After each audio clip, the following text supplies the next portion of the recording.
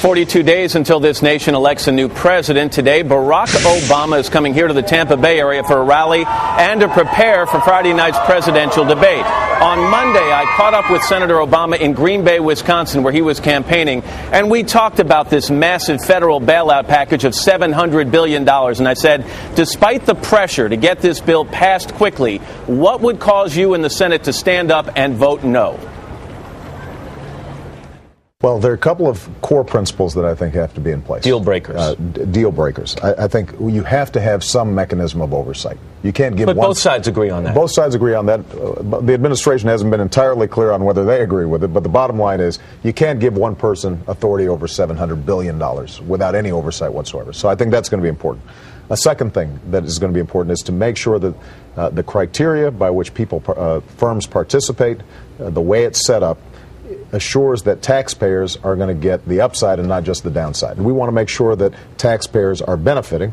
Third principle is it can't be simply a bailout for investors, CEOs, shareholders. They've got to take a hit for the bad decisions that they make. But how much time do you have to vet this? The talk is this has to get done within the next week or 2 weeks. Right. If you're lucky enough to be elected president, and it turns out this plan has flaws, they're not going to want to hear from you. We were rushed into this. They're going to say, you voted yes, pal. It's yours. Well, this is why we've got to think about this in two phases. We've got a short-term crisis that has to be dealt with in a bipartisan fashion, and then we've got a long-term structural set of problems that we've got to deal with. If you have health care, my plan will lower your premiums. You've laid out an ambitious plan. You want to improve health care. You want to improve education, the infrastructure, investment in energy, and oh boy, here comes this $700 billion bill that wasn't a part of your thinking when you laid out this plan. If I'm a voter and I'm trying to decide whether I want to vote for you or Senator McCain, don't I have a right to know right now from you which of those things are going to get hit by the budget axe before I vote for you? Although we are potentially providing $700 billion in available money to the Treasury, we don't anticipate that all that money gets spent right away, and we don't anticipate that all that money is lost. How we're going to structure that in budget terms still has to be decided. Does that mean that I can do everything that I've called for in this campaign right away? Probably not. I think we're going to have to phase it in, and a lot of it's going to depend on what our tax revenues look like. As part of this whole economic picture was the AIG situation. On Tuesday night, the Fed decided to bail them out. Huge amount of money. That morning, prior to the bailout, John McCain said that the federal government should not bail out AIG. You chastised him on the campaign trail. He said the government should stand aside and allow one of the nation's largest insurers, AIG, to collapse. So the message to those voters, John McCain didn't grasp the scope of the situation and get the fallout from a failure of AIG? I think what has been clear during this entire past 10 days is John McCain has not had clarity and a grasp on the situation. John McCain said that on our program. To me. 3 minutes later, in an interview with Meredith Vieira, Joe Biden, your running mate, was asked the exact same question. Should the federal government bail out AIG? And he said no. Well, and the federal government should not bail out AIG.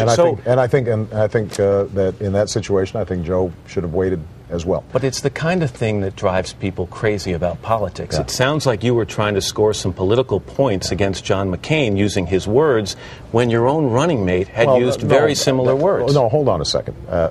Matt, I think that what drives people crazy about politics is the fact that somebody like John McCain, who for 26 years has been an advocate for deregulation, for 26 years has said the market is king, and then who starts going out there suggesting that somehow he's a populist who's been railing against Wall Street and regulation. That's what drives people crazy. Prior to the conventions, according to a lot of polls, you had about between an 8 and 10 point lead among white women. After the conventions, according to one of the latest polls, that lead now stands with John McCain by about 8%.